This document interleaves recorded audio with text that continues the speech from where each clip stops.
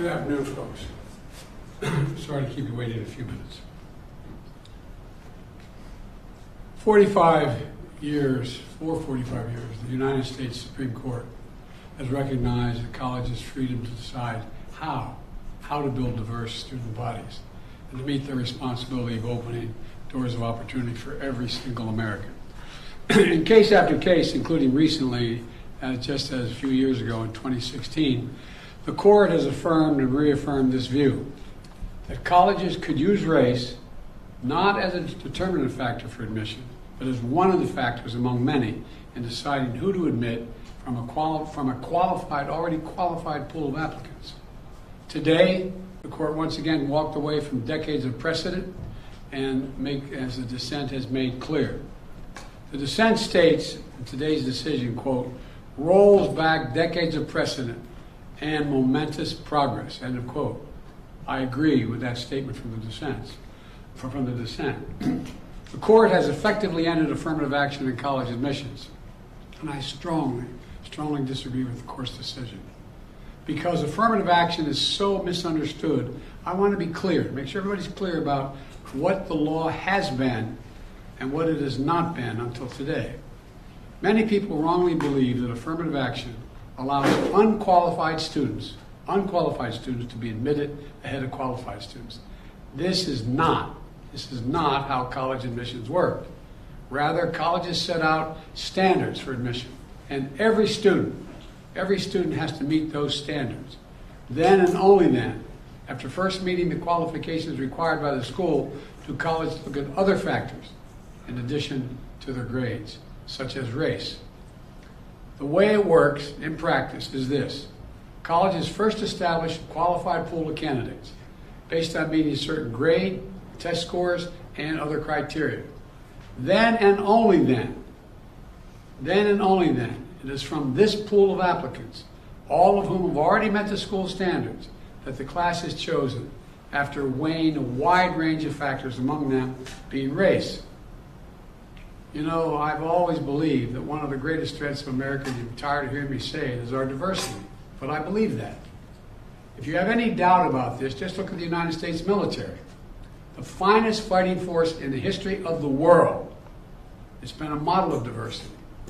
And it has not only made our nation better, stronger, but safer. I believe the same is true for our schools. I've always believed that the promise of America is big enough for everyone to succeed, and that every generation of Americans, we have benefited by opening the doors of opportunity just a little bit wider to include those who have been left behind. I believe our colleges are stronger when they are racially diverse. Our nation is stronger because we are tapping into the full range of talent in this nation. I also believe that while talent, creativity, and hard work are everywhere across this country, not equal opportunity. It is not everywhere across this country. We cannot let this decision be the last word. I want to emphasize, we cannot let this decision be the last word. While the court can render a decision, it cannot change what America stands for. America is an idea unique in the world, an idea of hope and opportunity, of possibilities, of giving everyone a fair shot, of leaving no one behind. We've never fully lived up to it, but we've never walked away from it either. We will not walk away from it now. We should never allow the country to walk away from the dream upon which it was founded. That opportunity is for everyone, not just a few. We need a new path forward, a path consistent with a law that protects diversity and expands opportunity. So today I want to offer some guidance to our nation's colleges as they review their admissions systems after today's decision. Guidance that is consistent with today's decision. They should not abandon, let me say this again, they should not abandon their commitment to ensure student bodies of diverse backgrounds and experience that reflect all of America. What I propose for consideration is a new standard, where colleges take into account the adversity a student has overcome when selecting among qualified applicants. Let's be clear, under this new standard, just as was true under the earlier standard, students first have to be qualified applicants. They need the GPA and test scores to meet the school's standards.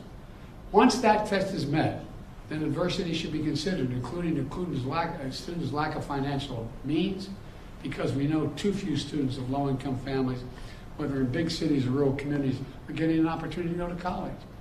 When a poor kid, maybe the first in their family to go to college, gets the same grades and test scores as a wealthy kid, his whole family's gone to the most elite colleges in the country, and whose path has been a lot easier.